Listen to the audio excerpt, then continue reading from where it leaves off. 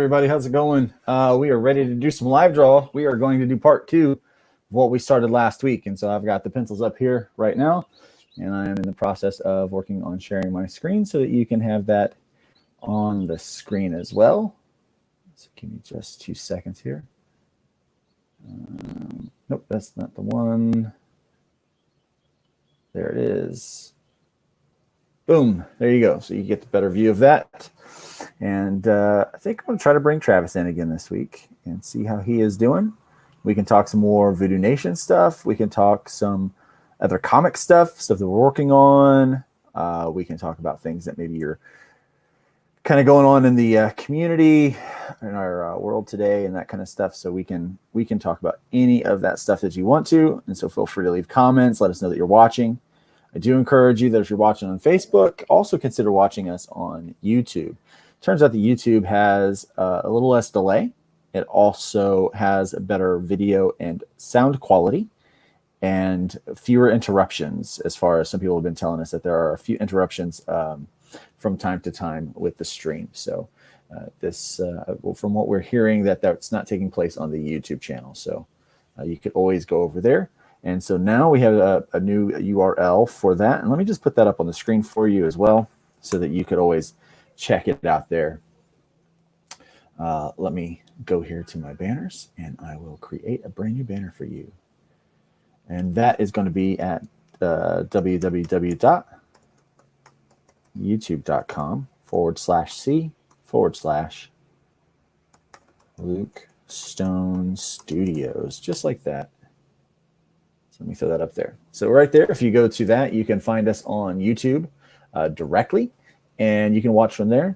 I will also have this up on playback there. There is playback on my personal channel, but on my Facebook. But you know how it is. Finding things on Facebook in the feed can get quite crazy. I actually have to ask people many times when we're doing business stuff not to send all of the business information or like the questions, requests, and stuff inside of Messenger, but to send that through an email. It's much easier to keep track of all that stuff there. So you could do that. Also, I want to remind everybody that I do have a tip jar. And so I'll keep this at the bottom. The tip jar is, if you like what you see and you would like to see more content like this, it just helps me keep those things in play. You can go to Cash App, and you can just throw in $1 or $2, and all of that money that you give, it doesn't buy me coffee or things like that. What I wind up using those tips for is to improve my technology that I use, so my gear and my equipment, and also for the streaming and stuff like that. And so it helps me to upgrade equipment and things like that. It's expressly used for that. I also encourage you that if you're not currently, you can go to our Patreon over at patreon.com, and you look up Luke Stone Studios. And I will be doing some special videos over there for some of our people. And I will also be having some exclusive things that take place over there, as well as some polls where you guys can have something to say about what I create and how, like, kind of the stuff that I'm doing over there. So that would be really cool if you did that. I would really appreciate that. And that way I can continue to bring you really cool content. So today we're going to live draw. We're going to ink this page. We got it colored last week, and so we plan on doing the inks today. So hopefully Travis will join us, and don't forget, please join us with comments and things like that. I do like to keep the conversation going. If you are in a band or something like that, where you have kind of the license to your own music and you write things, and you would like to, I am looking for some background music for these videos, and it would be cool to be able to play your background music if I could do that. But if I play something that's licensed that I don't have permission to, then I can get, in anything in the future could get defunded, or it could actually get pulled down. And so I don't want that to happen at all. So hopefully we can keep the conversation going with us talking with each other. If not, then what we do is hopefully it would be nice that in the future, if you guys do have, if you're an independent musician or a band, please feel free to share that music with me. Let me know so I can download that or purchase it from you even, and then play it on the air so that other people can get a chance to hear that. And we will spotlight your work, and we will spotlight your music as well as those things. So without any further ado, let's make sure that everything is working right. So we've got, okay, the pen's working. I just had to, I had a weird thing happen with the computer here a little bit ago. And so just making sure everything is up. Everything is good to go. All right. So how's everybody doing today? Feel free, again, put in your comments, let us know, and we will get going. I think today I want to use where's my little glove thing? Well, I can't find my little glove thing, so apparently I'm not going to use it today. So we're just going to keep going. All right, so last week what we did is I started out with my layouts, and we'll just go ahead and go through that whole process because I kept it all and saved it all so everyone can see it. And so we started out with our layouts from Brian Dawson. And so this is what he gave me, as you can see. And then I wound up adding the blue lines, and I started doing some sketching and changing some of those faces. And you can see there's some real change in some of those places because I draw the faces just a little bit different than he does. And so we started making some real changes in there. The next phase, we copied that over, and then we blue lined that again. And then we refined our pencils a bit more. And then that is where we stopped last week. And so that was, I think, just under 2 hours of work there. And so today we're going to go ahead and ink this. And so Travis is backstage. Let me pull him in real fast. Hello, how's it going, man? Going. I just got back from the comic store. I am probably going to have to jump back and forth, so I won't be talking the whole time. But I wanted to say hi to everybody. How's everybody doing? So far, there's nobody watching, so they're doing just fine, I guess. The ones that are watching. Joel was watching earlier. Joel Rodriguez. Oh, really? See, here's the thing. I think that Facebook is not registering people watching.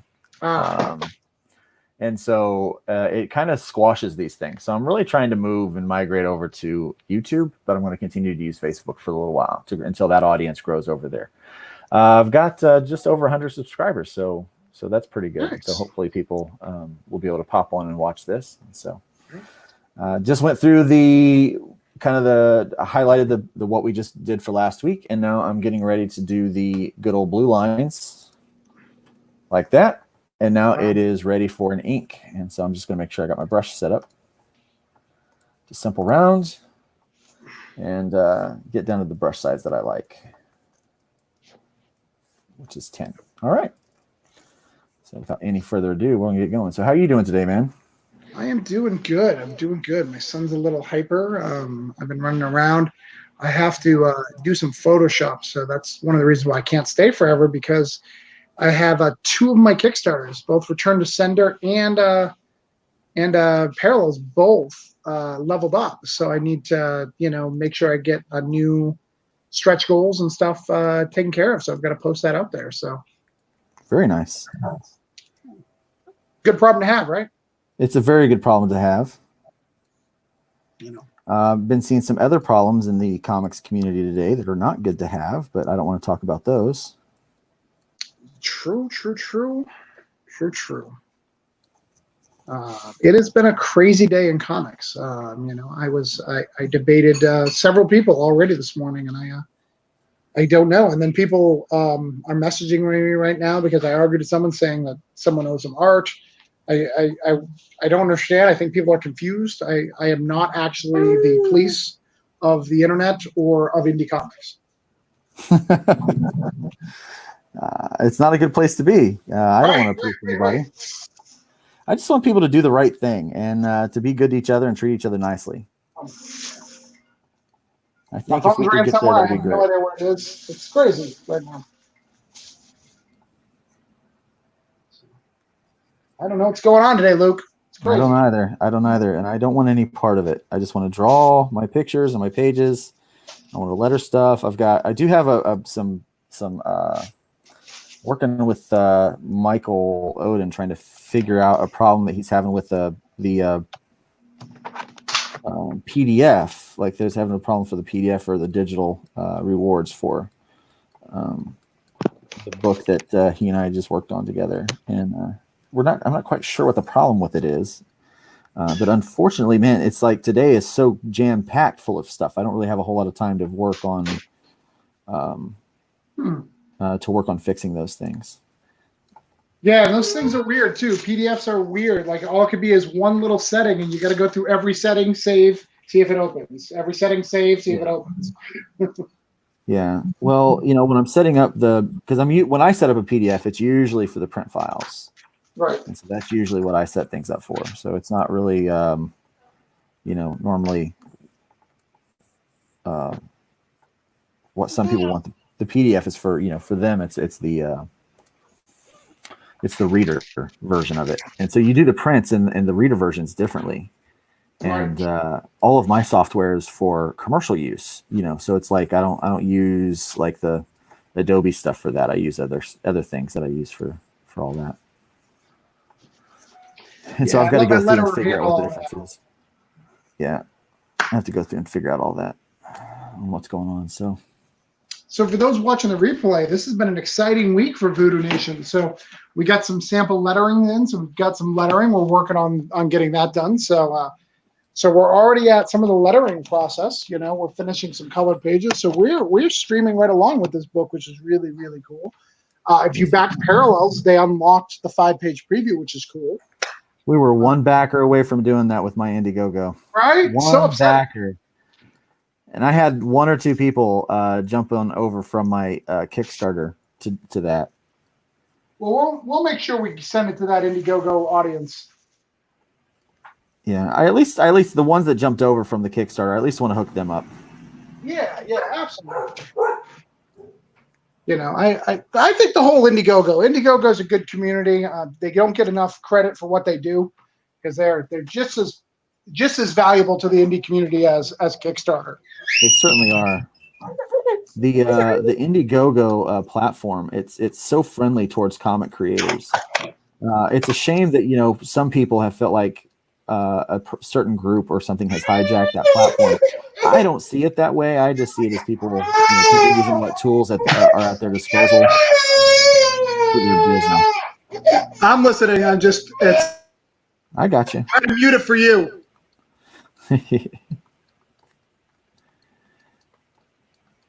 I remember having littles. I do remember that.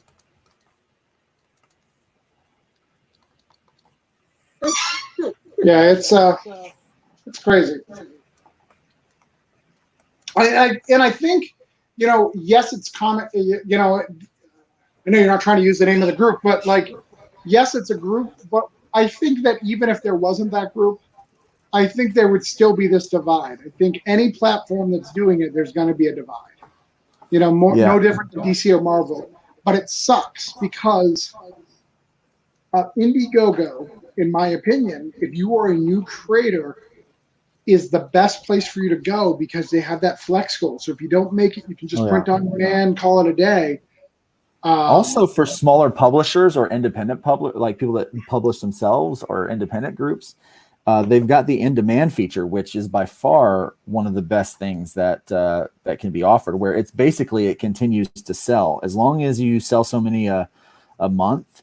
It will continue to keep that open for you. So basically, you're getting a free storefront, right, which is a great option. Yeah. Yeah, I think those are great features. So you got a lot of feedback on this page. I saw, after the thing, people kept commenting, which is great. Yeah.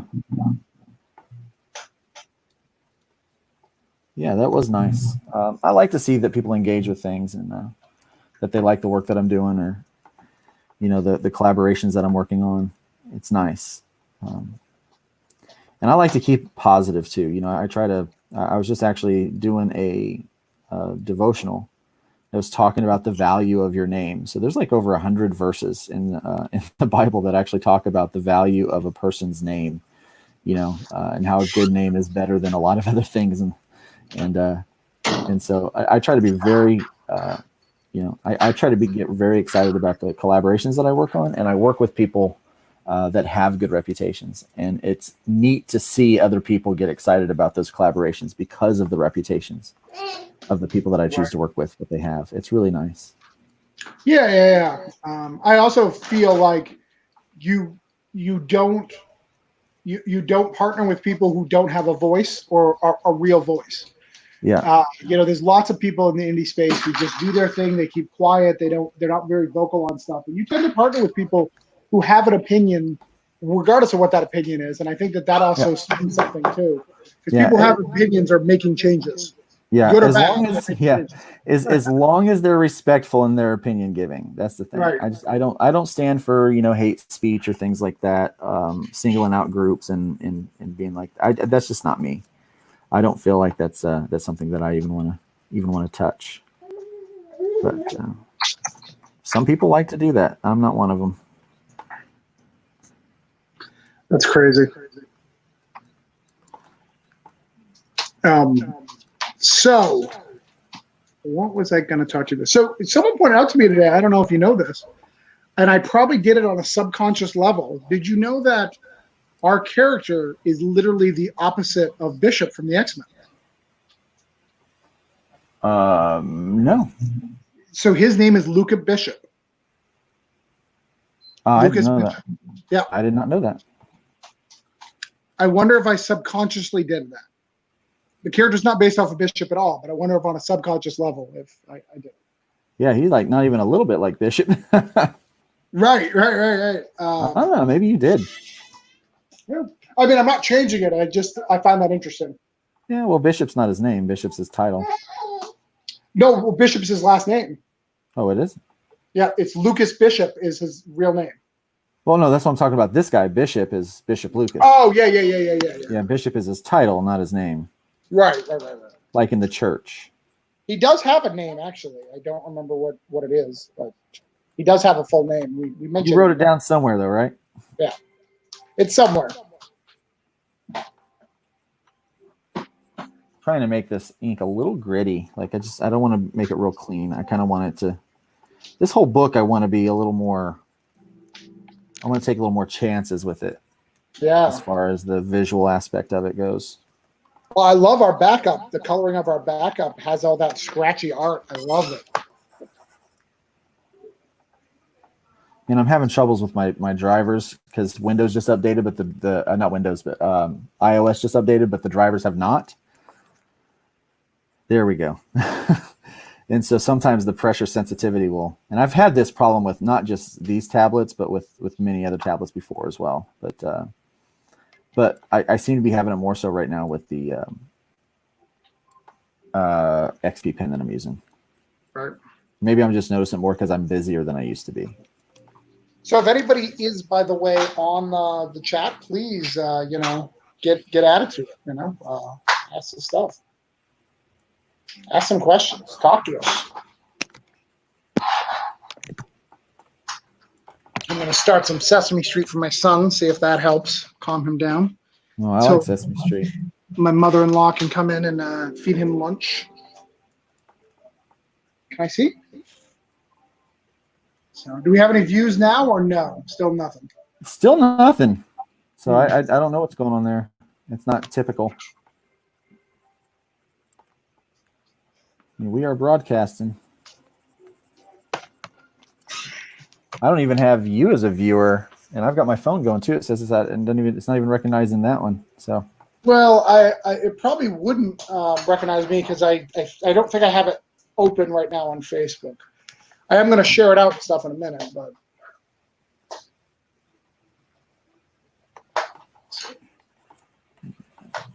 Man, I really hate when somebody messages me and says that somebody owes them art money. I really hate when you owe artists, especially when you know that they've been funded or whatever the case may be. I think everybody owes an artist at some point. Like that just happens. That's not what upsets me. But to the point where you're telling somebody else, that means you've owed them for a long time. Yeah. I try not to owe people for very long. I really appreciate the people that I do work with. I'm not saying that people that owe the artist that they don't, because they do. I understand they do very much. But I've been on the receiving end of not getting paid for weeks or months. Right. And I'm a little more because of that, I tend to want to get artists and collaborators paid quickly, Right. because I know what it's like to do that. And then I also, for some of those people, I tend not to work as fast for those that aren't as fast on getting me the payment. Sure. Yeah. And I know that, hey, if I'm that way, then probably these other artists are too. Oh, and the worst part is, it can happen for anything. It could, there's tons of reasons for you to be late, Yeah. especially with post-corona. There's tons of people who don't have that extra income of their business working full 40 hours, Yeah. Now I've had the hustle going pretty hard during Corona, so I've not been slowed down at all. So on top of my regular job as a pastor, I have been very busy with doing art and commissions and stuff. So and selling books. So I've been able to pull in quite a bit of extra. So I've spent most of that on taking care of art and artists and things like that I've been using, and I was very excited that I was able to afford a couple of extra bonuses. I'm one of those weird guys. I like to give bonuses to my artists or my collaborators. It's one of these, I know not everybody can afford to do it, and I can't afford to do it on every project, but if something goes well and I can, then I try to throw a little extra their way, because they work so hard. Some of the people I work with, they work so hard. And so some of those names, Patrick Gammon, my colorist, just brings it every time. Brian Dawson, the guy that does my layouts, just every time just brings it. Chuck Pino, my editor, just they all will put in extra effort to the project and go above and beyond. And so I really like to appreciate them if I can. Yeah. Well, it's hard. It's expensive. It's very expensive.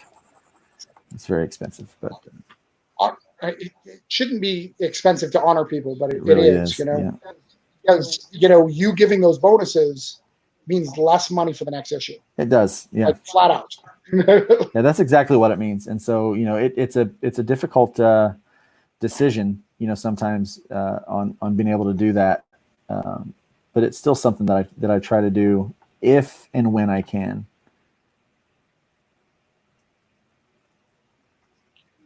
Yeah, I think that's tough.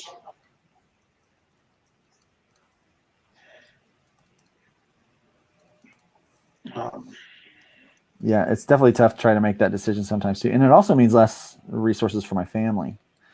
Right, sure. Because this is like this is a part-time job. Right. And luckily, you have enough skills that you can do a whole bunch of stuff. You're a writer, you're a artist, and all that, and all the stuff. So you have the extra skills to add in extra layers as needed. Not everybody has those opportunities. Yeah, like I was finally able to bring back my letterer, and so I don't have to letter my books anymore, because I've gotten enough capital to be able to take care of that and not have to do it myself. Right. What do you feel that your primary skill set is? My primary skill, pencils, is really what I like to do. I'm a pretty decent colorer, and but it's not my favorite. It's rather tedious and it kind of annoys me. Right. But I love pencils and inks. I love doing those. And I don't even know that I'm like a super skilled inker. Right. I forgot to draw his pinky in there, but. And even your pencils you shared, there's stuff that you're trying to increase and be better. And especially if you look at from hybrids on, you have increased so much that if you get hybrids is such a great watching someone's art transform, over this period of time, you getting faster and better, over the 2-year period. Mm-hmm. But even George Perez, I've got a George Perez sketch from like 2012 and 2018, and like the difference of those 6 years, even though he's not writing books full time, like the difference and increased quality of his art. Well, He's always getting better and faster. Yeah, I'm a firm believer that if you're not getting better, then you're doing something wrong. You must be living in some kind of an echo chamber where you're not challenging yourself to be better. I have seen a couple artists, dude, over the course of the last 5 years of doing indie comics semi-regularly here, that there's a couple guys that 5 years ago, they came in the scene and they were putting out books. And I went back just this last year and saw them, and I'm like, wow, they have not changed at all. And not that that's necessarily a bad thing if you've already got a certain level of skill, but like you want to be getting better. Even if you're already good, I mean, you should still want to get better. Yeah, man. Definitely. That's the key, is always getting better. I, as a writer, Voodoo Nations is a way better number one than the last couple of ones I've done. Just it's solid. This issue is well put together and really well. It's really pieced together well, and you can tell that just by our editor. When our editor did it, he didn't have any problems with the format, just a couple of feedbacks. Because it's a tight issue one. And, so I've gotten really, really good at that, and especially telling things in a poetic way. This book is a writer's book. If you know about Easter and Lent and all that, you're going to get a lot of rewards from this book. Oh, yeah.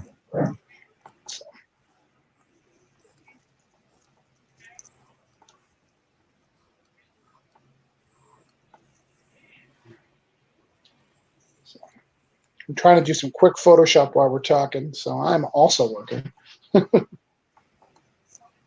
as well work. Yeah, we still don't have. It still is not registering any viewers. So if you are viewing, you're going to have to let us know. Now that my son is chill, I can share this out real quick. Yeah, if people are watching, they're going to have to let us know, because StreamYard is not seeing anybody's views. I'm having the same problem I saw last time, where I don't see it on your Facebook. Even though I just saw it on my phone. Never on your fan page. Because what I had to do last, because I had to end up going to YouTube, grabbing it, and then sharing it out. Yeah, see, that's what I'm noticing. It's hiding, and it's definitely streaming to Facebook right now. Yeah. Let me see if I can share it out. Yeah, I'm going to have to grab the YouTube. So in other news, I've been tracking down packages, because for some reason, so as all these packages have gone out, some of them have gotten to their destinations fairly quickly, but others are taking forever to show up. Right. Well, then the worst ones are in transit, right? Because they can't tell you anything. Yeah. It is in transit. It has not failed to get there. It has not arrived. It's just on its way. Yeah.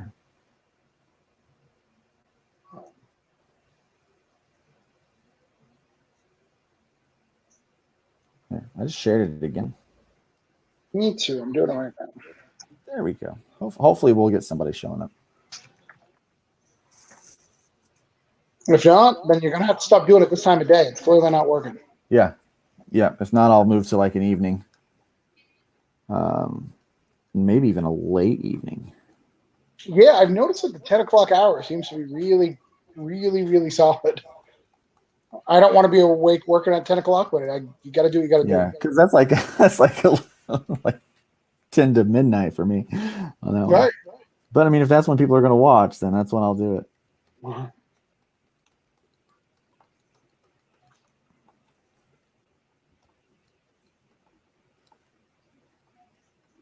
So I want to tell people we haven't shared a lot of art recently for Voodoo Nations, and for a couple of reasons. One, there's only so much art we can share because of the story. We don't want to spoil the story to everybody. B, congratulations to Luke. He's bought his congregation bought a church, so he's been doing a lot of his. Well, we're renting a location, but yeah. But it's semi-permanent. We no more setup and teardown, so that's super exciting. Right. Yeah, I got to get settled in there though.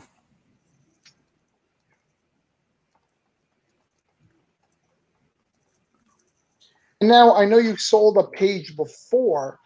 Can people buy, you can't really sell a page like you do, but you could sell like a clip of this, right? If somebody wanted to.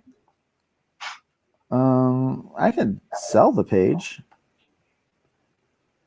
Then you do the one of one thing. Yep. Do the same thing that I do with the other ones. Yeah. And at a pretty discount, because normally when you buy a page of art, you it's going to cost you quite a bit because you're getting all the original pencils. It's going to be discounted, I assume. In some cases it is, in other cases they aren't. Right. Some people, charge about, I'm not sure what some people charge for their work.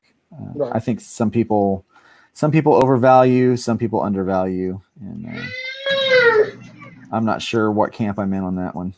Right. To be honest. But normally I do covers, the original covers. When I do the one of ones, it's $100. Right. Some cases it's 200, depending on the complexity of the page. And what I would recommend people, if you guys are interested,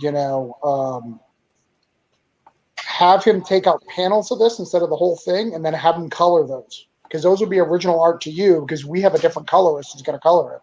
So have Luke color it, pay him the difference. I think you'd see some really cool stuff. You give more work for Luke, but I think you'll get something really unique. It looks like, I'm not a shabby colorist. No, I'm not saying you are. What I'm saying is, like, that's what would make it special. Like, it's going to be different than the comic you'll ever get in the comic, Yeah. Makes it super unique. I really like Brian's work, the colorist. Yeah. But it's neat because we certainly have two different visions. Like, I can see he sees the world differently than I do.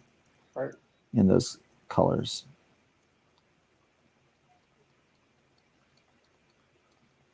And it's tough too, because he doesn't speak English as his primary language, so it's hard, because we have certain things, we want a certain brightness, and then it's going to get darker and darker as the book things. Same thing with your inks, it's going to get darker and darker as it goes, just based on paneling and based on story, Yeah, you can tell, like, some of the pages, like some of the paneling that I did with in that first 5 pages, it's pretty bright. Like, it's not real, because there's a lot of sun, there's a lot of light hitting it, and it's hard to you don't want to over ink something when you still need to have that light and contrast in it. But like with this, as you can see, it's pretty heavy inks here, except for on the spots where the highlights are hitting in. But even here with this face, like, anytime Bishop Lucas shows up, it's a dark day. It's a dark day. He's not a good dude. It's kind of like, to give people a thing. If you guys have ever seen From Dusk Till Dawn, it's like one movie for a little bit, and then it drastically changes to a very different movie. So this comic should feel that. Once Bishop Lucas enters the scene, we're not having the same show anymore. Yeah, like, hopefully you can tell that, like, this feels a bit different, because this is later in the comic, so this is well into the new scene, if you will. Right.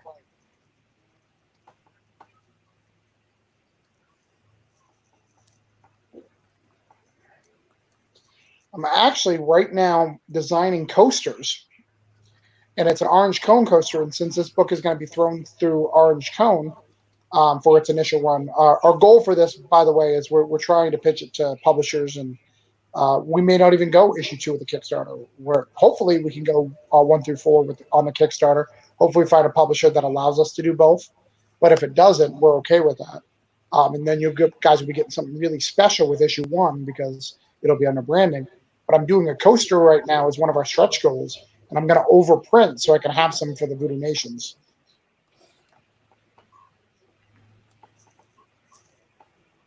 Hey, Rick Bradley showed up. Hey, Rick, how's it going? Rick's always here, right? He always winds up showing up. Yeah. He has got the original. Yeah. Bishop Hey. Lucas.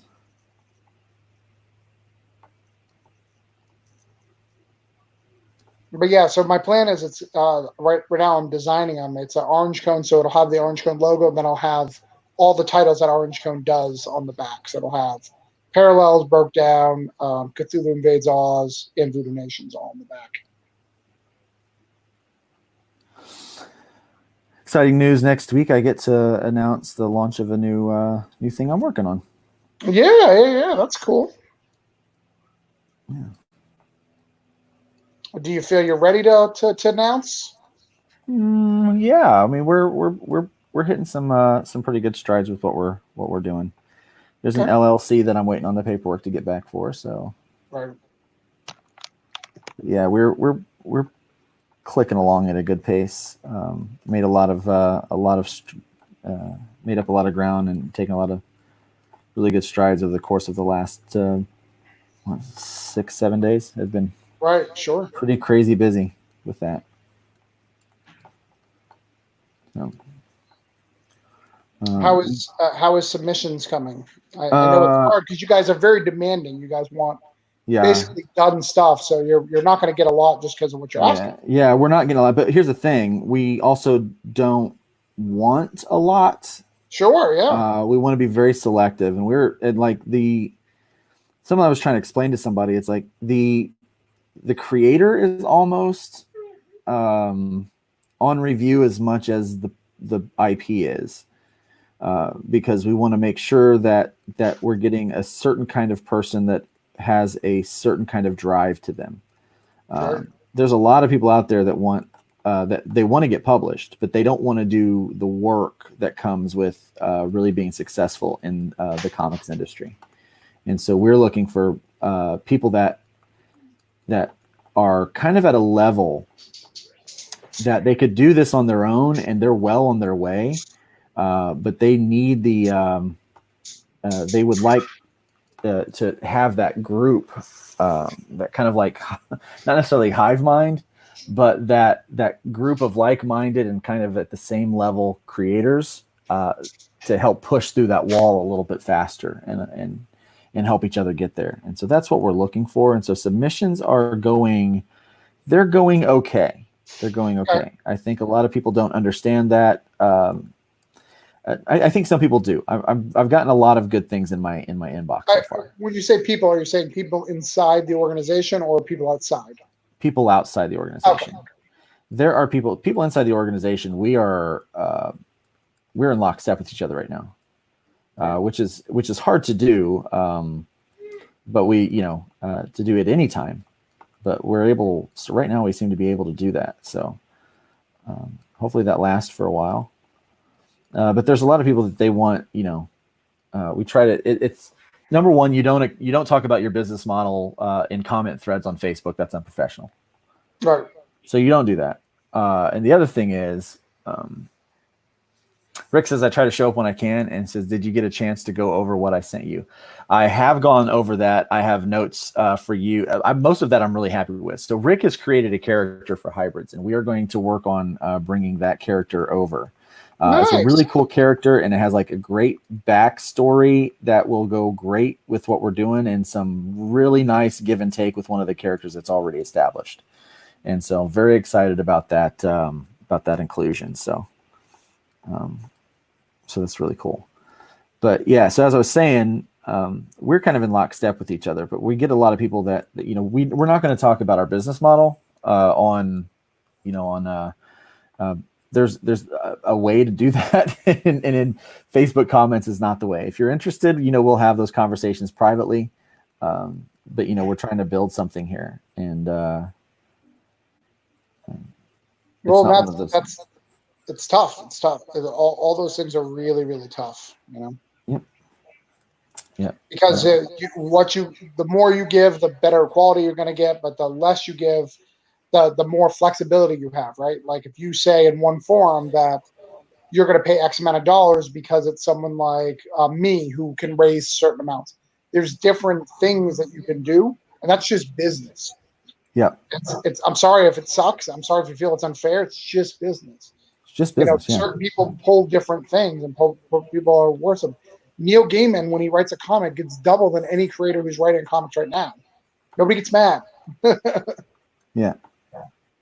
But that's one of the things that we deal with. We can't talk about contracts because we're going to be doing individual contracts for the creators. So like each book and each title, everything's going to have its own, you can't treat everything the exact same. Because there's different levels of it. There's going to be some general guidelines that we go by, but for the most part, you just can't treat a book that's already 100% completed as the same as a book that's not. Now we are accepting submissions from creators that are not already finished, and so, but those are creators that have a very well established track record, right? And you're not going to have to babysit through the production. Exactly. That we know that they will finish a book. The problem is we get a lot of people that don't have a track record of quality, right, that want to submit. And when we're like, look,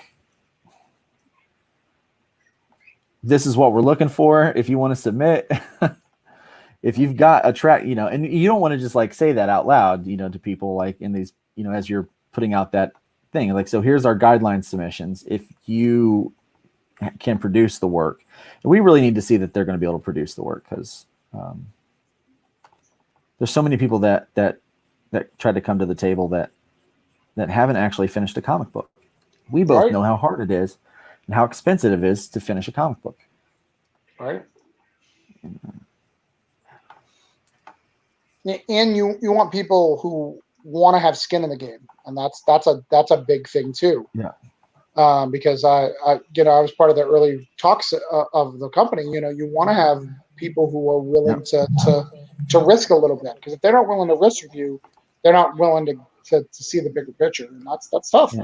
Yeah, and and partnering with a publisher or other creators like this, it's not for everybody. I even had to make that decision. Is this something that I really even want to do? If it's best for, how will it work into what I'm trying to do? Because we're working on this title together, and we intend to take this to a publisher, but we both have our own publishing houses, so to speak. You've got Orange Cone. I've still got Tenacious Comics, and then we have this new thing that's coming together. Right. And so the decision to say, well, this is going to be here, but we want it to, to go, somewhere else. That's, it's all strategic moves that we have to make. And, and what's best for the title. Yeah. One of the things we talked about for Voodoo Nations, though I'm very, very proud of it, I would not consider this a ready to go, up against other titles if we're doing a launch. If this was the only title that the company produced, I'd be like, let's wait till some other titles are out there. Not because I think it's bad, but also because I think it's so good. I would hate for it to be unknown by other things that are bigger. People are very edgy. People are stuff. If the publishing company isn't in the same vein, if this book was designed for, all edgy supernatural stuff, this book was fantastic. Let's add it to the thing. But that's not what the new company is trying to make right now. No, well, it's we've actually kind of decided that we're trying to expand the idea that a single reader might like different genres. Sure, yeah. And not assume that we have to have a theme. We've had that question a lot. Is there a theme? I'm like, our theme is good books with good writing, and a story that has something to say. And so that is, if we're going to pick a theme, that's our theme. But yeah. Yeah. No, that's good. That's good. All right, here for a second. We are actually kind of looking at part of our business model is to produce a. You remember the old Detective Comics and things like that, where it was, different titles that kind of took over the same space, and it was kind of not necessarily anthology stuff, but it was more for the reader with a variety of kind of stories. And out of that, like, we allowed the reader was actually who determined what stories made it and what stories did not. So we are going to take a very similar approach to comics in kind of our modern era. And we're going to see how that works out. It's a little different. I mean, because back then the comics didn't come out as often, so it was really easy to go, oh, we've had the time. Now comics are expected to come out very, very quickly. They are, and unfortunately, it's very difficult for independent creators to do that, to come out with that.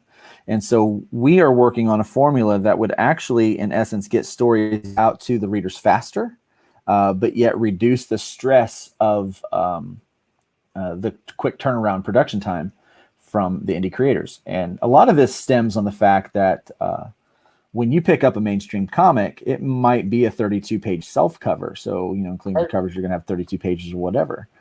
But if you really look inside that book, it does not have 32. You're not even getting 20 pages of story in some cases.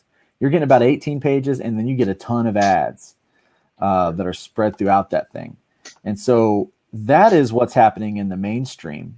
And what happens to the independent guy is they start to feel like, okay, well, I've got to have a 32-page book. Well, we don't have ads. We don't have a ton of ads. And so what we're doing is we're actually producing more content in our books. So how many pages is your broke down books? They're all really high. So it's 30, 28, and 27. And that's not counting the backup. So each of them have a 2-page backup as well. But again, I am an outlier on that. I go a little high. Yeah. So, and some people, but typically there's 20 to 24 pages, and some of us are leaning towards higher page counts. And I think more and more of us are leaning towards higher page counts so that we can provide more story for the customer. And we're also learning, I find that, I can sell a book. It's actually cheaper for me to produce fewer books with higher page counts, and I can make more money than if I make fewer books with lower page counts. Right. That's something that I found out for myself personally. But so what we have to do is not what we have to do, but what's been happening is we are kind of now in this vein where we are creating books and we're trying to compete with a price and a release schedule from these major guys, and they're not producing the same, they're producing good stuff, don't get me wrong, but not the same amount of stuff that we are. So they're producing 18 pages in a month. Every month they're putting that out. And they're doing it with ad revenue. And they're doing it with massive teams where a lot of independent guys aren't using massive teams. And we feel like we've got to try in some way to compete with that. And I don't know that that's possible. Like, I don't know that it's possible that you, Travis, can put out a book as fast as they do. As an independent if I had more money. If you had more money, right? Yeah, it all comes down to money, and we just don't have it. But even that, even if I had more money, let's say I was paying you $70 a page, which is huge for you. Yeah. You still don't have the time, with all your other stuff. Maybe you'd make more time, but I feel it would only produce an extra couple of pages of art faster. I don't think it would produce the Marvel DC level. Yeah, I mean, because they got to put it out fast, and right. You got to think, and some of these guys are, they're only, producing, and some of these books, it's like they've got several artists working on one book. Right. Some people don't realize that, but yeah, well, and they hire backup teams too to go through and clean it up and make changes as needed. Yeah. Rick says, basically, since the comic isn't coming out monthly, then more pages is always nice. And, I agree. I think that's why we tend to lean towards more pages. There are a few creators that they put out books with fewer pages, and they say that, I feel like there's a standard to that. Some of them do not. Rather than disagree with them and cause an argument, I just ignore it. And I do what I do, which is typically what I do. I just do my thing, and if people don't like it, they can say it in a post or a text, and I'll listen or I won't. You ask my mom. That's how I used to. That's how I've gotten by my whole life. Oh darn it! You see that? You see that, Travis? You see what that did? I see what you did. Yeah, I feel that's that pressure sensitivity. Not there. It goes. It's back. I feel like if you were a creator who could consistently get everything out and do 20 pages and it would be monthly, it'd be good. But what I've noticed is if you're a Kickstarter guy and you produce a book every month, you tend to not fund. You tend to get less and less backers because Kickstarter, even though it's not 100% a, hey, we need your help to do this, like it's people believe that if they didn't help you, you would not do it on your own. So if you do it faster, they start thinking, well, I don't really need to support him. He's going to do it anyways. So it's kind of a weird finding that balance. It really is. And it can be complicated to try to strike that balance, because if you're primarily distributing through, and there's the other problem, if you're distributing monthly, comic shops might be interested in it, but if you try to go through a place like Diamond, they don't normally take chances on smaller groups, and I also don't feel like Diamond's the best way to do it anyway. Even Diamond, they recommend, so if you're a new publisher, they recommend you take a month off. Reason why is because they ordered issue 1, they got it in the shelf the next month or the month they get it. They won't know how to place those reorders if they don't have a little bit of wait time to figure that out. If you do it the second month, they're already placing that pre-order before they even got the first month out, because it takes 3 months to get a book out. Yeah. So even they recommend that you don't do it if you're an indie publisher. Yeah. So everyone's telling you not to produce it so fast. So you should probably listen to them. Yeah, exactly. So we've got a plan for a thing called a 3x3 is what we're calling it. But basically what we're doing, we're taking a first issue of a book, and it will be released with 2 other books during the same time, so it's kind of together. So it's like 3 titles are going to be released simultaneously together in one book, and it's going to be spread out over 3 titles every other month. So we get a chance, so the creator gets a chance to actually knock their first issue out over the course of a few months instead of, trying to knock it all out fast. And then while that book is being released, it's already done and it's just being released. Then they get an opportunity to take a look at what their audience has seen. It's like, is this book going to do well? Is this something that, we want to continue to invest in? Is the creative team working well together? Because sometimes on the first issue, it's a brand new creative team. Yeah.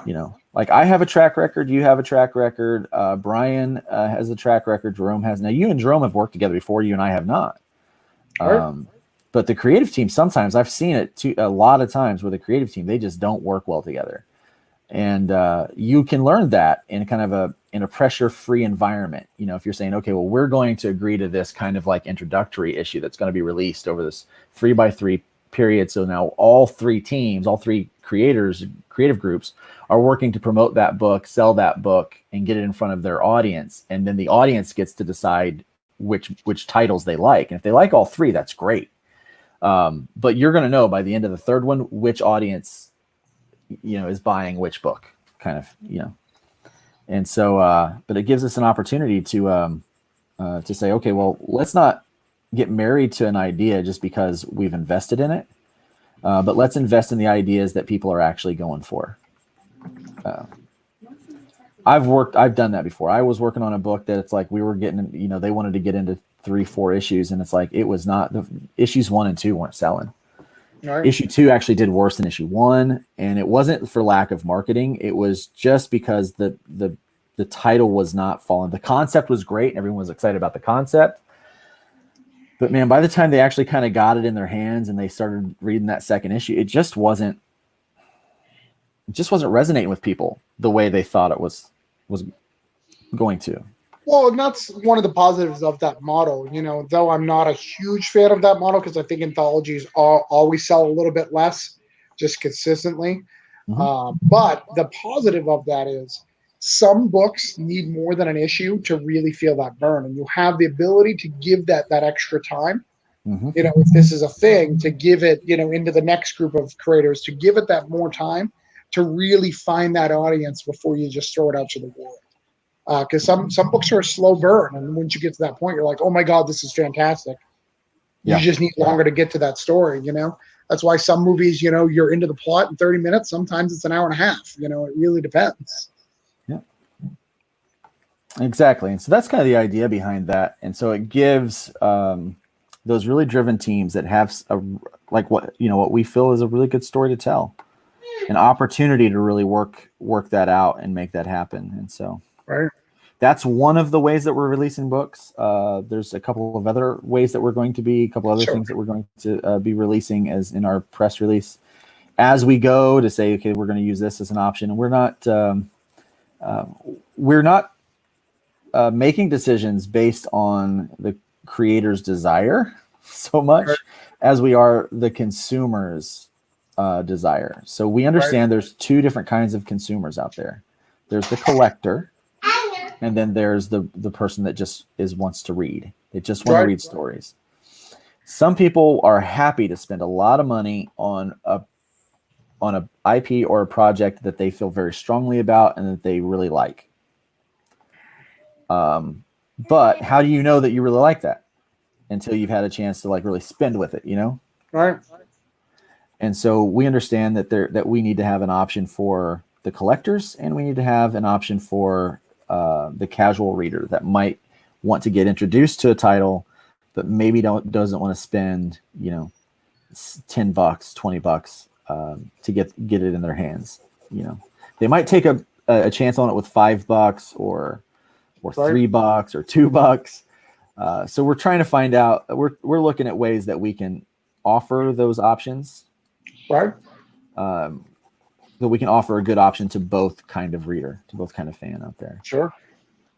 And hopefully translate people from the, I just want accessible entertainment that doesn't cost me a lot, to people that like, I love this thing and I want the extras. Give me all of the extras. Right. So, and I think for a while, I think that the consumer has been kind of forgotten when it comes to the comic industry. Well, I think when you're doing Kickstarter, you need to fund. So your instinct is you've got to go to the collector. It has to be a top priority. And I think short term, that really works. Long term, it doesn't, as it's been proven. Sure. It just doesn't. That's exactly what we're looking at. Yeah, that's exactly what we're looking at right now. Unfortunately, all of us need capital in the indie circuit. So short term outweighs long term every time. And yes. I think the ones who can figure out the balance are gonna rise to the top. Yeah. It's certainly not a bad idea to have both, to plan for both. And so that's what we're working on right now as our editorial team is working to really determine how can we establish both. We need capital in the short term, but we want long-term sustainability for our fans and for new fans, and to get new readers in and things like that. So come up with a pretty good plan, and I'm pretty excited about it. I feel happy. I feel good about it. I can't wait to announce all of this stuff and get it all out there for. I think one of the things that would be bold for you guys, to not try to change your stuff, is maybe even make a commitment. Hey, we promise that we're going to be working on this for the next blah amount of time, to really show that, hey, we're in this for the long haul. We're not just trying this. This is going to be, we're committed to whatever. Sure. So I think that's hard to gauge, but I think something like that really helps fans, committed. I mean, I guess people always assume you're going to be around forever when you announce something, right? That's just the way it is. But in the indie circuit, you've noticed that's not always true. Yeah, the reality is, and even if you are around for a long time, it doesn't mean that you've actually done much. Correct. It's like, it's like, people can do more in a short amount of time sometimes than others can do in a long amount of time. And so you've got to, and then you see the people where they come out real hot, and they're doing all kinds of stuff. And then, but are they going to be around, and are they going to be able to make it through that first tough season? Right. Especially comic creators, their first comic, you're going to have backers from all over. You're going to have your family come out, and they're not going to come out a lot of them aren't going to come out and keep coming out. They just come out to show you support, and then they're like, oh, I have to do this forever. No, I'm not in. Yeah, they're not fans; they're supporters. Right. And you want people to be supporters, but you also want them to be fans. Right. And Rick said something here. I haven't been paying attention to the screen there. So that I think it would burn you out. Yeah, it does burn you out. And you wouldn't produce as good of a product. And that's true. When you're trying to do all of the things that you've got to do to get that book out, you can get burned out and you just can't keep it up long term. And that's why I'm taking a small break from hybrids to do other things that I want to do, so that I'm kind of cleansing my palate a little bit creatively.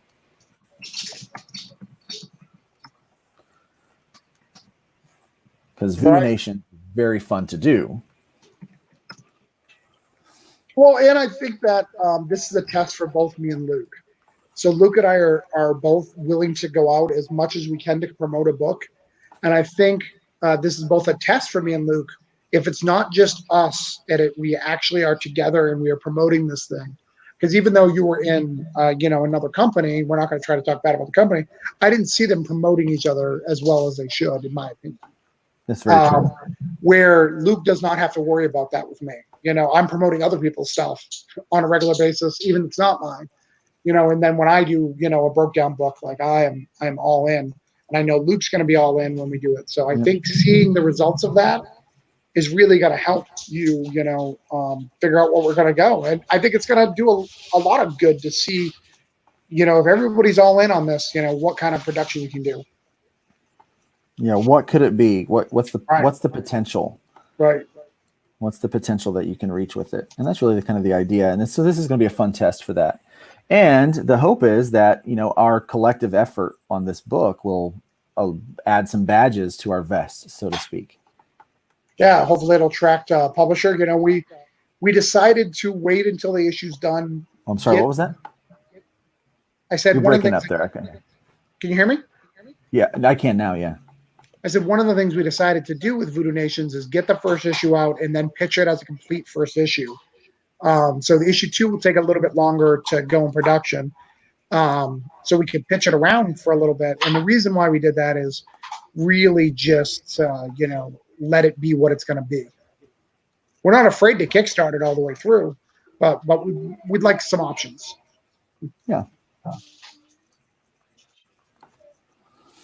I mean, it was already intended to be on one company for a little while, right. And then we've decided to change that.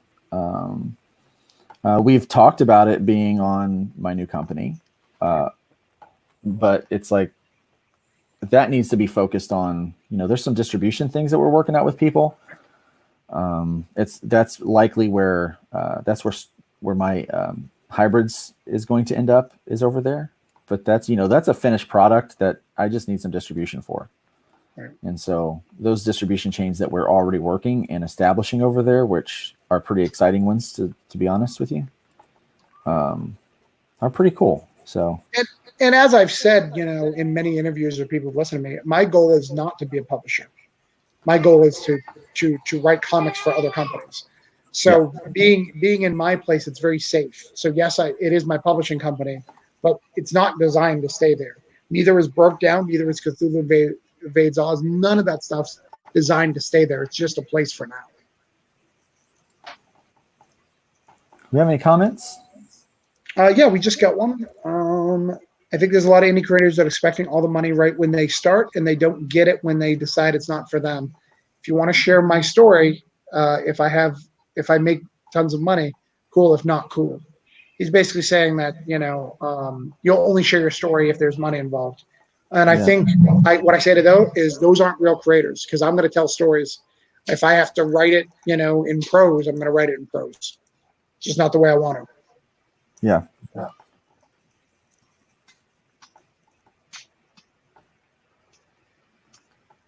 I like helping people that are writers. They write in prose. That's what they do, because they're writers and they want to tell stories, but they really want to make a comic book. I like working with those people. Yeah. I like helping them. It makes me feel good in my heart to help them make that step into comics that they really want to, because they understand it's very difficult to make a comic book. All the art, I mean, it takes just a lot of effort and expense. You think about every picture that gets drawn and Right. So I'm about to do an update on my backer. Is there any Kickstarters that you really like right now that you think I should plug? I was looking through the other day and I've backed a couple of them and I can't remember their names. My brain's not working that way today, Right. unfortunately. You know how that works. It's been a pretty hectic couple of days for me. This week's been a little crazy, so we're trying to get our contracts back from the entertainment lawyer, but we're actually trying to start that relationship and get that taken care of, because we've got lawyers that we can look at. You know, most people that do these, they don't actually have a very strong legal contract, and so we're trying to deal with that. Dealing with the lady from the building that we're renting for the church and getting that all together, and it's just been the last few days have kind of been an uphill battle. Right. So. Well, I think that people, when you're hiring with a publisher, that's one of the first things you got to look at. You've got to look at is this going to get me a TV deal? Are they looking for that? That's why so many people go for Scout, is because they're actively looking to sell the properties. That's what they do. Yeah. So when you're starting stuff out, you've got to figure that out, and you've got to write contracts that are designed for that. You know, one of the things that me as a writer that people really, really enjoy, I write to sell. You know, Broke Down is a very easy movie to make. Voodoo Nation's also a very easy movie to make if you wanted to go to movies or TV. I write that way, but not everybody does. I've written hybrids to be multi-branded. Sure. Like that's exactly what I it's not just for a comic book. It's for animation. It's for games. And so every time I do anything with hybrids, I think in that term.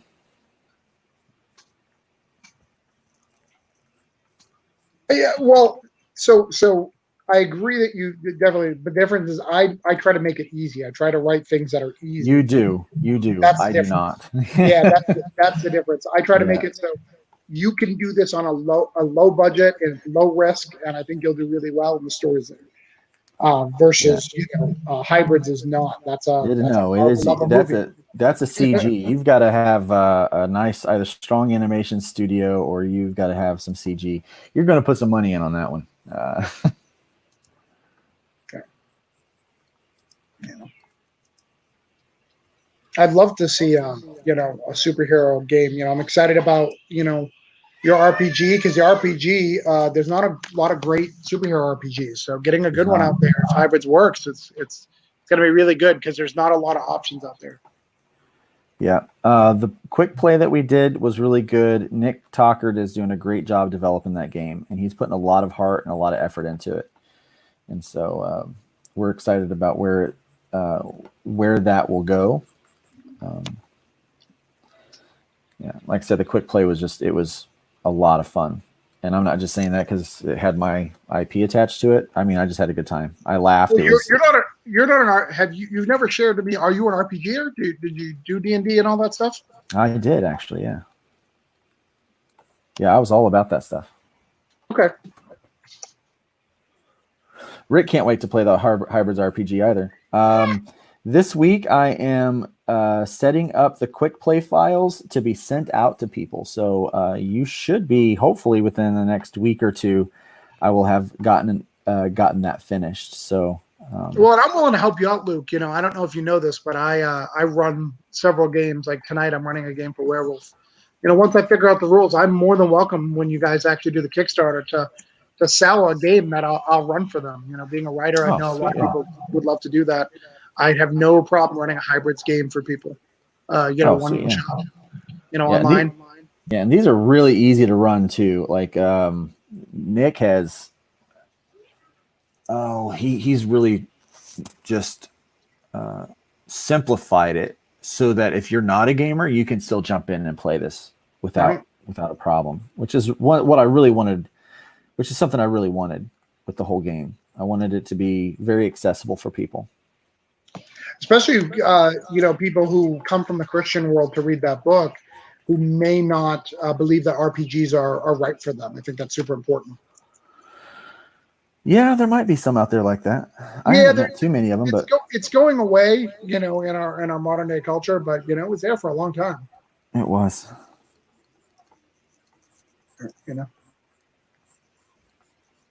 That's why we always play in basements. Got to keep that stuff hidden. How dare you be creative? Unacceptable. I grew up in a church like that, but I didn't stay in a church like that. So right. My experience is a little bit different with that. So, hey, I'm going to bring my son out to get fed for lunch. So I will be right back. So you're going to have to amuse the crowd, or Rick, because I think that's all he's watching. Yeah, that's who's watching is Rick right now. Right back. I'll put you on mute. All right.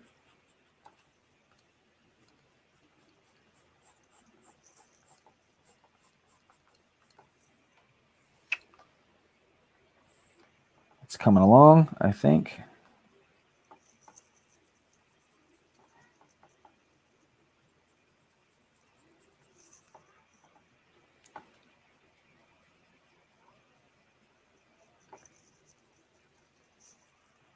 Rick says, I remember when I started to play D&D, my brother tried to tell my parents that I was going to be casting spells.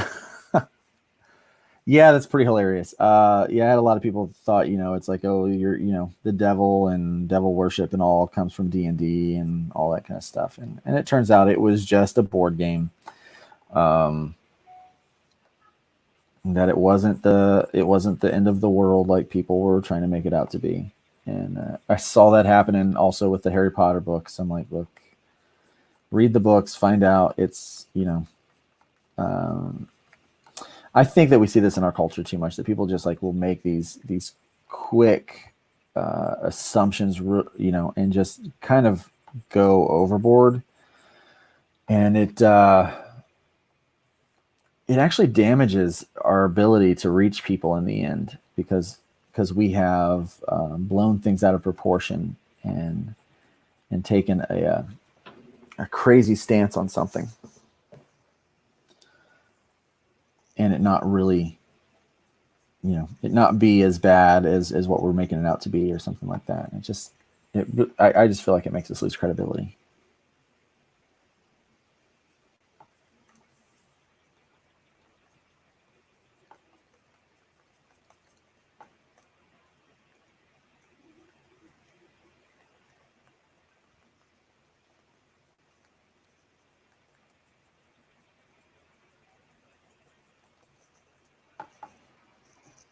Rick says, RPGs kept me out of so much trouble growing up, while all the good, quote unquote, good kids were getting drunk. I was hanging out with my friends creating stories. Would not trade it for the world. And I totally agree. In fact, what a lot of people don't know is some of these characters from my Hybrids books were actually created, were characters I had created. I made character sheets for a thing called GURPS. We were running a GURPS campaign, and so I had created some characters. And those stories and the stuff that I had played out, with my friends, some of that stuff has made it into my hybrid stories. David Dents TV says, "What you drawing?" Well, what I'm drawing right now is some pages. As I'm inking a page of Voodoo Nations, and Travis can talk about that. Yes. Voodoo Nations is a wonderful story about two missionaries who go off to Brazil and get lost in the world of voodoo. Lots of bad things happen. That's the elevator pitch. Yeah. So it is really cool. Bishop Lucas right here is who he's drawing, is the main bad guy for the series. However, there is many voodoo priests that we're going to see. And I know we don't talk about RJ and Brent very often, but they are characters on their own, but they're human. So they're not, everybody's human, but people find them less interesting. I think you'll find them interesting once you start seeing what they're all about. RJ's a tough as nails former pastor's daughter who doesn't take any crap. Brent is not part of the church. He didn't grow up in the church, and he acts like that, and he responds. And I think we're going to see some of that stuff.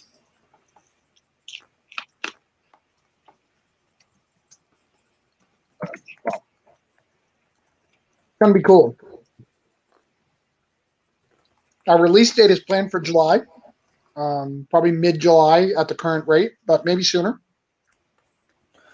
Yeah, it should be a little. Hopefully, it'll be sooner. On my part, it will probably. I mean, I'll be on track to knock this stuff out. Yeah. We're both a little bit behind. Not even just Luke. Because we switched from Starcross, we have to get a new branding because we're starting off from scratch to try to brand this book. So, we had all that branding in place with Starcross so we could move forward. Now we have to take a step back and rebrand that. Lettering, this is a new book, so we just started the lettering process. So we're trying to figure out what that looks like. But once that stuff, I can start making the Kickstarter and make sure we're good. Me and Luke and I made one commitment that the pencils would be done before we launch. That's it. The rest of the stuff we can get done during the month of the campaign, but we want to get it done, or at least close to done anyways. Yes, they will be nearly done before the campaign starts.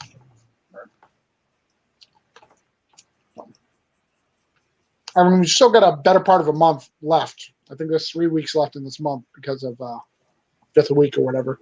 Yeah. Once I get things settled at the church, then I'll be able to take care of this a little bit more. I do have some coloring to do for Cthulhu Invades Oz.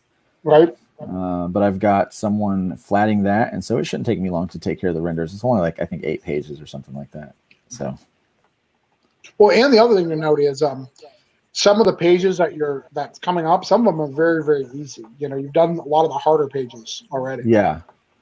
And I try to do that. I try to get some of the harder stuff out of the way. And the first 5 pages that you had written were actually some of the harder pages that are there. Yeah, absolutely.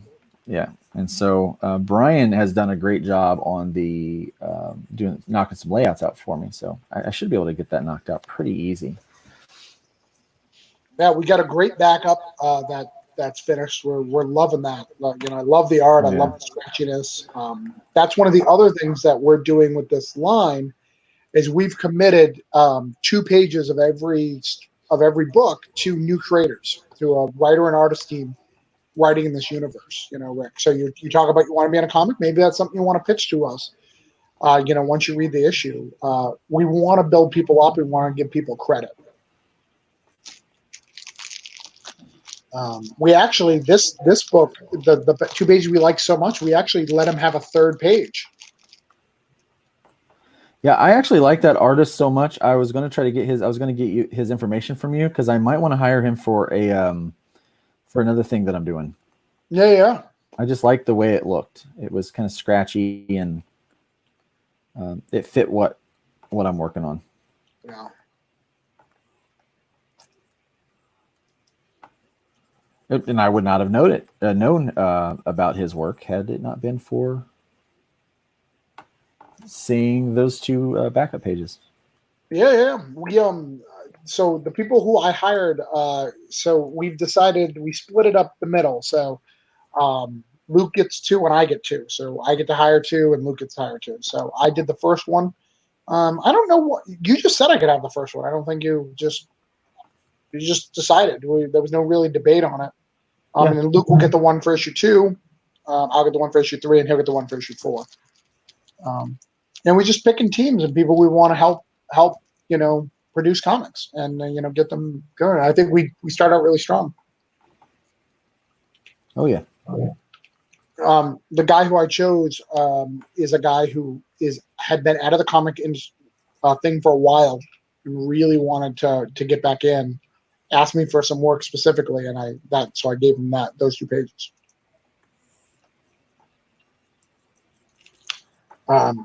When I got some submissions for art. I got a lot of people who want to do the art, but the other guy lives right in the same area as that other guy. So I was like, you know what? Why don't we put those 2 together so they could sign books together and do all sorts of stuff?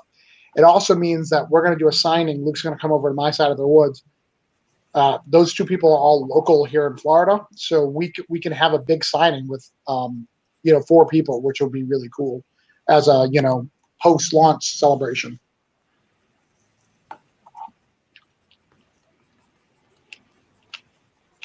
Which I think is pretty cool. I do too.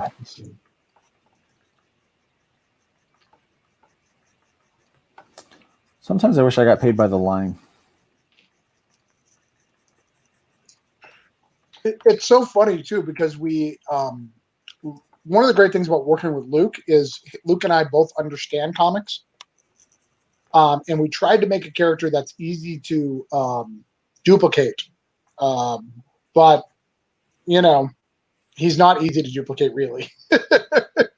No, we've seen that. We've learned that from a couple of artists who have taken their hack at it. And I was like, I thought he was going to be easy.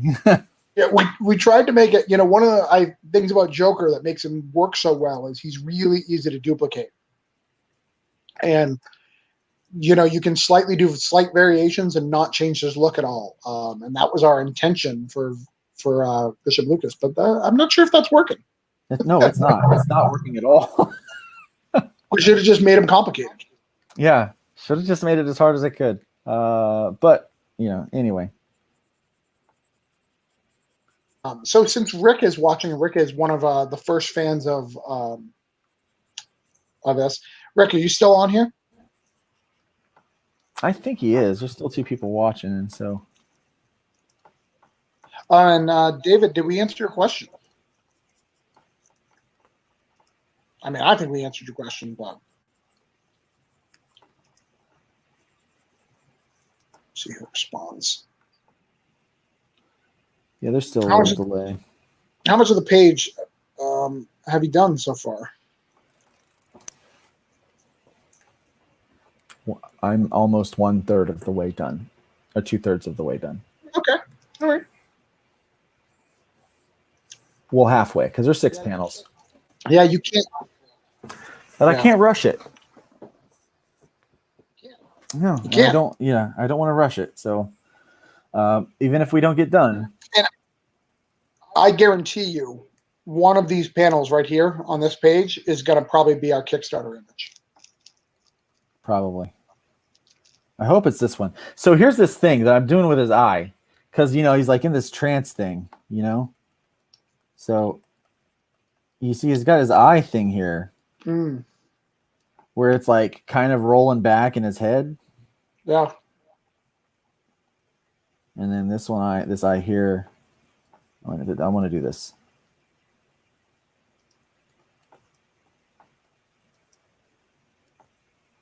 He's creepy, dude. That friggin' face, man. That guy's creepy. You haven't even. I can't wait to show you issue 2. There's just something about it that I don't want to show you yet. I don't know what it is. I probably should just send it over, but I'm working on it. There's something I just don't like about it. Like, there's just something that it needs to be fixed. I'm on draft 4. Wait till it's ready. Yeah, because I'm gonna have to tag you on Facebook to read it anyways. Yes. Dude, I read so many scripts. I'm like, there's some good ones out there. There's some good ones, but then there's some bad ones too. So Rick replied, so I think both of us want to tell you a secret, a very exciting thing. So on your image, you have a marking to the left, on the left of him. That's the clearest image that has that marking of the little triangle thing. Based on a conversation that Luke and I had earlier this week, which we didn't end up doing what we needed to do, but we'll still do it for the Kickstarter. That is going to be super important in the series, that little triangle. So though it was just a little flavor piece at the time, like, it really is going to be super important to what we're doing with this book. So grats, because you have it before anybody else. Because even in this first issue, it's not going to be clear in any of the panels, as far as we can tell. I don't They've think won. so. I haven't seen a panel yet that it is going to be clear in. Yeah. It's usually obstructed by something.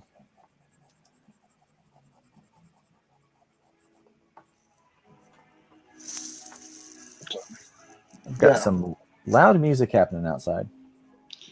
So that's a big deal, Rick. So you have secret code on your print that you paid for. Oh my gosh, dude! I got the Kona ice truck driving down the road. All right, see you later. I'll just talk. Drawing done. I do need to text my wife on that one. Part 3 will come out next week. Yeah, part 3 is going to happen later because Kona Ice just showed up. So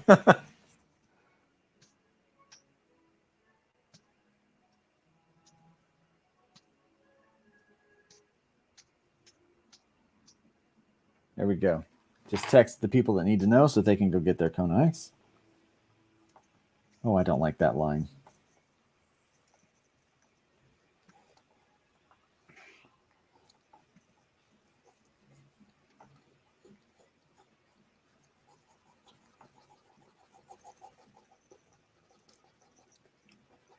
So I think my wife is going to walk in here in a minute. Her to talk. So that's cool, man. What else is going on? I think that's it. You know, I think today we might actually end off at an hour and a half because I've got well more than a half hour left on this. Yeah, absolutely. There may be a part 3. Yeah, this is a few more hours of work. And what I might do is I might take this recording and then I might just go ahead and record the rest of it and put it all together in a quick draw. You may finish it up. Yeah, because yeah, I don't know. I've still got pages before it to draw, so we'll see. We might finish it up next week. I don't know how exciting it is for people to watch me keep drawing the same thing for 6 hours. It's true. Well, and I think for you need to draw other things in between to excite you. It's not that you don't love drawing Voodoo Nations. It's that, sometimes you want to draw Batman just as much as I want to write Batman, Oh, yeah. I do like drawing Batman. So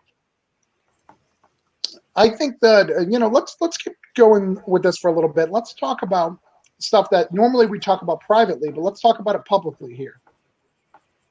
Does that scare you a little bit? No, not at all. So let's talk about Kickstarter rewards. Yes.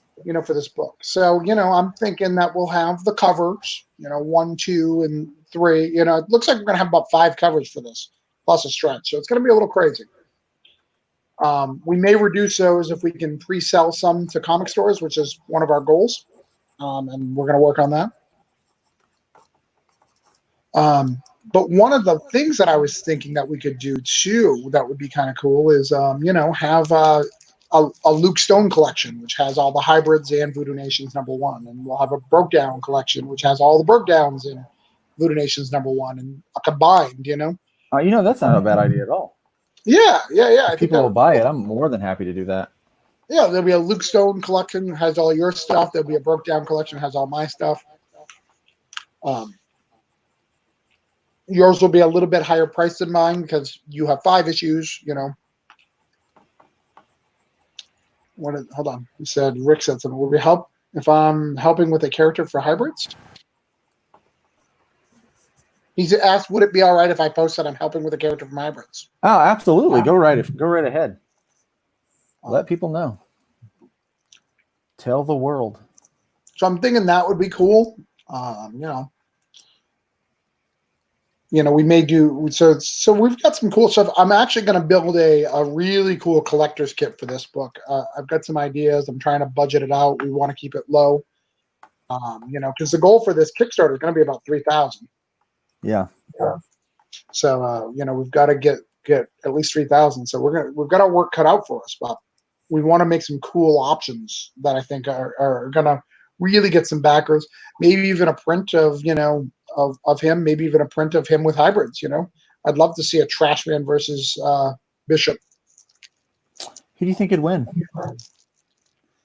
I think Bishop Lucas should beat Trashman, but the whole team he's gonna destroy him.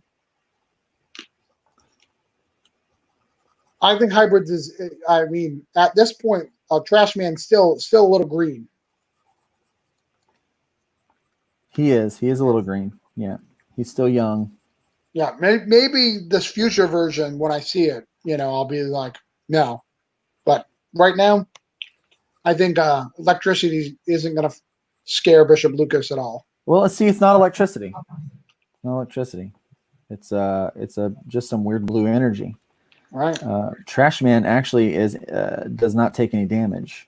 He has an internal battery, and his internal battery, every time he gets any kind of damage, it just fills up that battery, and then that battery converts the kinetic energy from the attack into a blue energy that he can release like a bomb or an array, or different ways that he might see fit to do that. So, and he hasn't even really fully learned the depth of his how powerful he can make himself be. So, and the difference of it's he's manipulative. The difference between he's gonna manipulate people. Yeah, if it was fisticuffs, we're just talking, Yeah, of course. Yeah, fisticuffs. It's just like Joker and Batman, right? Like that's not really a fight, Yeah, but Bishop Lucas don't fight like that. Yeah, that's not the way Bishop Lucas fights. He would plan with spirits and possessions and all sorts of stuff before he went to fight with the hybrids team. Yeah, and then he goes after your brain. Right. He gets other people against you. So if Bishop Lucas was against you, he would probably convince the hybrids team that they were working on the wrong side. Yeah, he'd get them fighting each other first. Before he would even come, Yeah. I think he'd love to mess with a brother-sister team. He would love to mess with them. Yeah. And the kind of the Trashman chlorine relationship there. He would screw with that. He would manipulate that as much as he could, get in their heads, and then defeat them. But and the other thing that I would point out, what is actually the bad team called? Oh, the bad guys are actually called. It's a corporation called the Hybrid Engineering Corporation. Okay, Heck. Huh? Would it be Heck? Heck, yeah. Yeah. Yeah. So like one of the things that people would be really shocked at, I think, is he wouldn't really team up with Heck either because he hates Christianity so much. So even the bad side of Christianity would not entice him. Like, oh, they're not Christian at all. Right. But what I'm saying is even the reverse of it, the anti-Christian, the people who are stuff like because it makes it true, he would be. Oh. He wouldn't be down, So most people have it by now, and they know that the guy that's in charge over there at the old Heck is a little more than meets the eye. He is a demon, and a very manipulative and very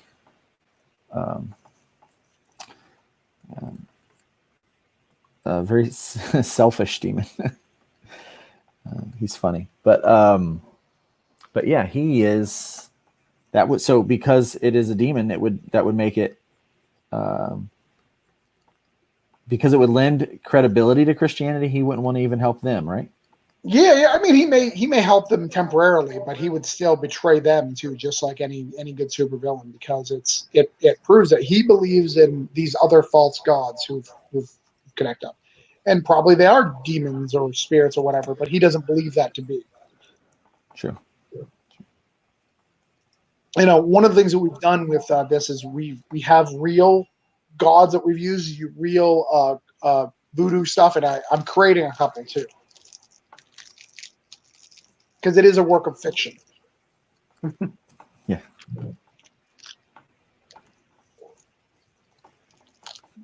So I'm And doing again, this thing where I try to take some of this negative space that I've created, and I want to blend the dark lines into highlighted lines, the white lines. And I can't remember who I saw do it, but I saw somebody do that, and I was like, "That's really cool. I'm taking that technique." Rick is with me. Rick thinks Luke could take Trash Man. Dang it, Rick. It's just, and he says, I think Lucas Doc is a butt, dude. because he wouldn't know how to. The spirits is what brishes Lucas. If he can bring some of those spirits to the fight, he doesn't know how to fight those. No, he doesn't. No, he's really good with his fists. Right. Like I said, if it's fisticuffs, this guy's taking him. But no, not if it's anything else. If it's psychological and stuff like that. Trashman's not an idiot, but he's tender-hearted. He's a tender giant, you know, and I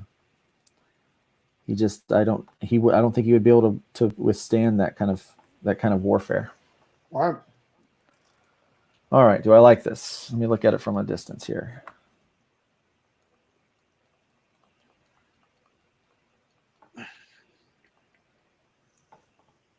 I like it.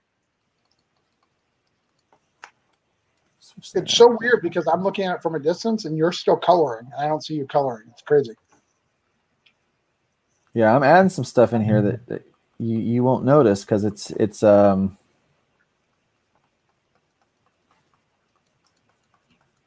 you'll start to see it happening eventually, and you'll be like, oh, that's where you're at. That's what you're doing. But it's I'm trying to. Yeah, Lucas is a smart fighter. You know, if I will always remember, you know, one of the people who we had read this was really confused at the depth of the villain, and that's one of the good things that I get with working with Luke is he gets comic books. You know, I love it, and even in hybrids, you know, there's not a lot of manipulation in that first run. I mean, there's a little bit, but it's not like a crazy amount. I think it was good to see that he understands, you know, characters have to be several dimensionals, you know. Yeah, not everybody is fully bad and not everybody's fully good. Bishop Lucas, in his own way, feels he is the savior for those people. He is working to save those people, and these missionaries came in and messed it up because he doesn't want to see what they have to offer. Yeah.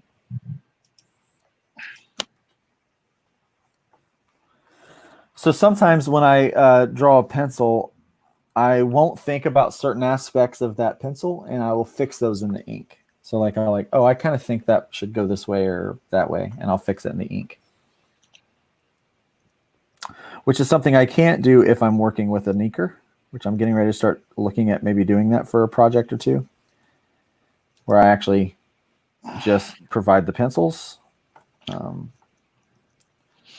That's kind of a hard thing to pass over when you're used to just always doing it.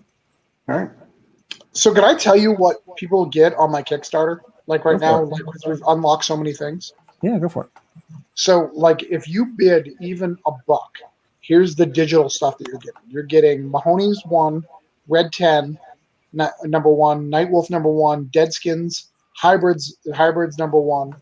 All 5 of those digital comics, plus you get a 5-page preview of Voodoo Nations and Broke Down issue 4. That's just for $1. That's a heck of a deal, dude.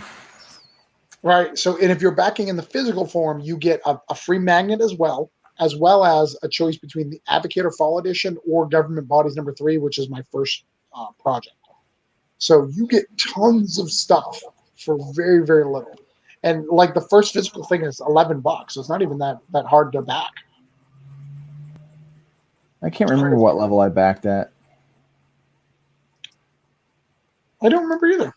I think I gave you more than $1. Yeah, I think you bid on the digital. I think you got the digital copies. Yeah. So, which is great. You know?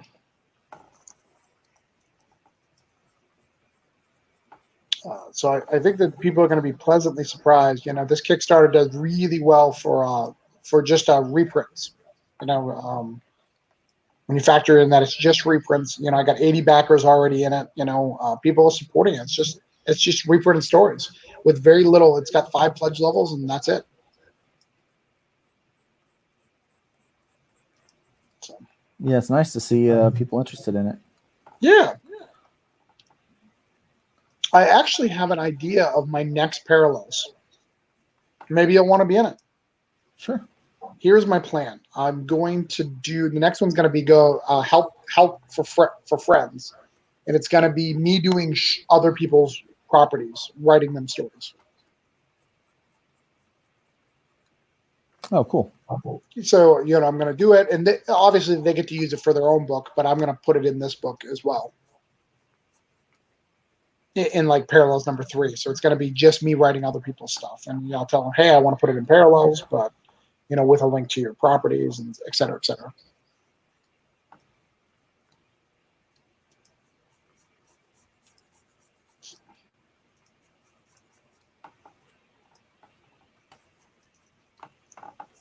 You're keeping going. I thought you were going to stop. Oh, well, yeah. Okay. Yeah, I am. I get in the zones, dude. I get going. You got to finish the guy at least, though. Yeah, I'm gonna finish this guy, and then we're gonna. So while he's finishing up, I'm gonna tell you guys what you can do. Hey, if you like Luke Stone's art, make sure you back his Patreon. We're gonna put some stuff on Patreon.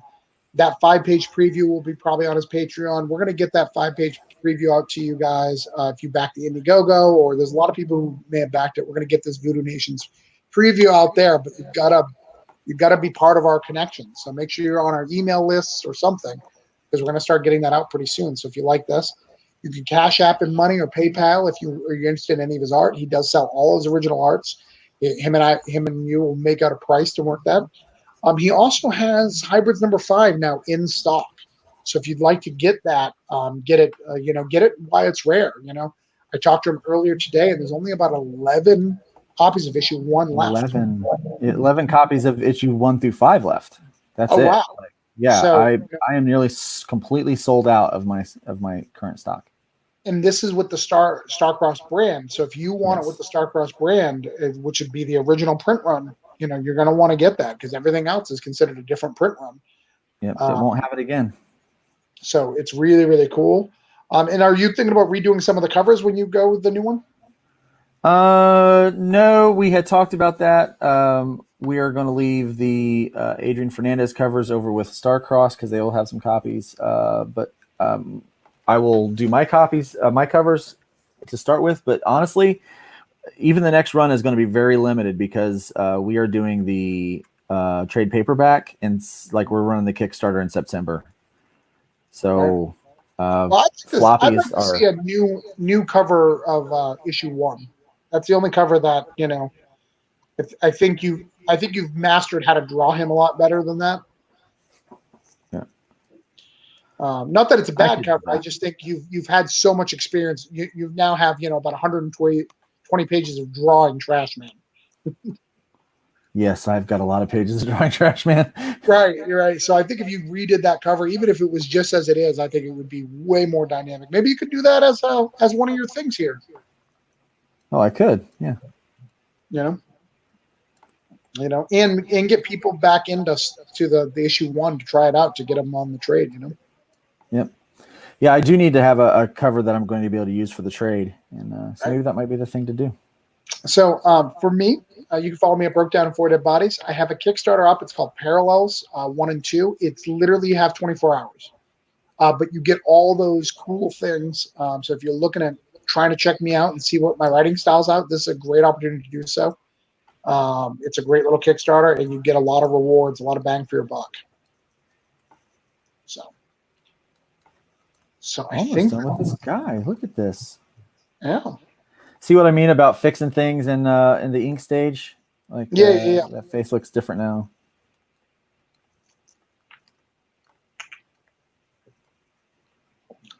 So any questions, Rick or David? Because I think you guys have 2 people watching.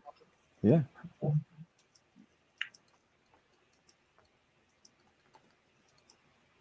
And again, we always get views after the fact when this is uploaded after, like people. Quite a bit, actually, yeah. Like especially my my Wonder Woman one has gotten a lot of views. Right. Like it went from like 5 views to almost 60 views overnight, literally. Well, we'll probably share this one or the first one, in the Kickstarter, so people can see the progression. Yeah. Probably the pencil one, just because it's kind of a start to finish. Yeah. I like the pencil. But yeah, so I'm really thinking about the possibility of working with inkers in the future. I've never done that. Nice. There's a book I want to work with another fellow writer, Mm-hmm. and I would like to. And we've kind of talked about doing that book, but I don't have time to pencil and ink that. Yeah. With issue 2 of this and restarting hybrids, and you've got to do some new art for the RPG and the trade, and Yeah, and I'm also doing work for 2 other books. Like there's a story that's called Armageddon Watch that is kind of a future version of some characters from hybrids. That's going to be kind of its own team, but it ties in to the first arc of hybrids, and so that and to the second arc of hybrids. So that story is going to be getting told as well, and so I'm going to be doing some art for that. And I'm either going to draw that or I'm going to have somebody else draw that. I'm not sure. I've already got Brian Dawson on the layouts for the first issue, so either someone's going to be drawing over Brian's layouts, or who knows, I might hire Brian to do it himself. So he can draw the hybrids characters very well. So yeah. So all right, well, I think we're going to call this a day because I am still far from finished. So as you can see, I'm just a little over halfway done. Rick, I just sent you the link. Thank you for your interest in my Kickstarter. But yeah, we're almost done with this page. And like I said, there's a lot of cool stuff coming. We have some colored pages, we're going to do some stuff. We've got some cool stuff planned. You're going to see a lot more of Voodoo Nations in the next few weeks. We're just slow burn. Once July hits, it's all we're going to be talking about. Yeah, July will be, once we get June out of the way, July is going to be all we're talking about. So, and I will probably go through and try to knock out the pencils for everything here in the next 2 weeks. Right. So I may not get all the inks done, but I'll have all the pencils finished. So yeah, absolutely. Well, we got what we need for the Kickstarter already, so that's what's important. Yep. All right. So does anybody have any questions before we leave? There's a couple people just asked. Josh, thank. This is dope. Hey, yeah, Josh. I know Josh. Josh used to be in my youth group a long time ago. Oh, nice. Yeah, it seems like a million years ago. But I will let you go. All right, man. All right, guys. Thanks for joining us. And next week we might try to do a new time. So this seems to be, I think now that the world is opening back up, the afternoon time might not be the best. So we're going to work on possibly changing our time. So probably Thursday night at 10 p.m., 10 to midnight. I know that seems late, but a lot of people seem to be online at that time. So the last time we did it then, or we did it Wednesday. So let me know in the comments, message me, let me know if you think a Wednesday night at 10 or a Thursday night at 10 is going to be the best option for you. Because obviously I think this 1 o'clock, the 1:30 option is not doing so well for people. So let me know. I look forward to hearing from you, and thanks for tuning in today.